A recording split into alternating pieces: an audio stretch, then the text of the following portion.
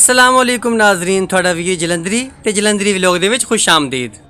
جس طرح کہ تھانوں پتہ ہے جمعۃ المبارک ہے تے جمعے دی تیاری کر کے اسی چلے ہیں جمعہ پڑھن۔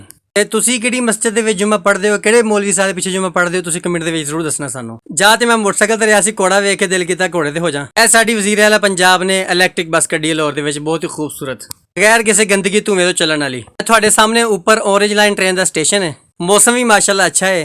میری سجی سائڈ تے موٹر سائیکلاں دی وڈی مارکیٹ لاہور ہوٹل ہے۔ تے اج اسی جمعہ پڑھاں گے قلعہ گجر سنگھ دے وچ جامع رحمانیہ حضرت مولانا امجد خان صاحب دے پیچھے۔ یہ علماء اسلام دے ڈپٹی جنرل سیکرٹری نے۔ حضرت دا بیان جاری ہے، تسی بھی سنو تے اسی بھی سننے ہیں۔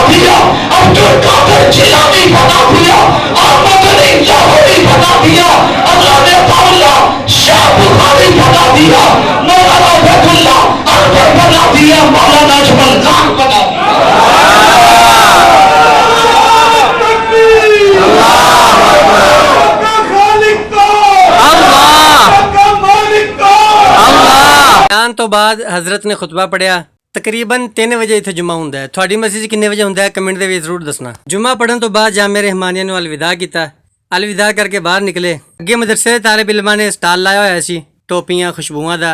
شکیل بھائی تے عبداللہ بھائی نے انہاں کولوں خوشبو یا ٹوپی خرید لینی چاہیے ہے۔ ادھر دے طلباء دی حوصلہ افزائی ہو جاندی ہے۔ بڑی حوصلہ افزائی واسطے شیئر کمنٹ تے لائک کر دیو، اللہ دے حوالے۔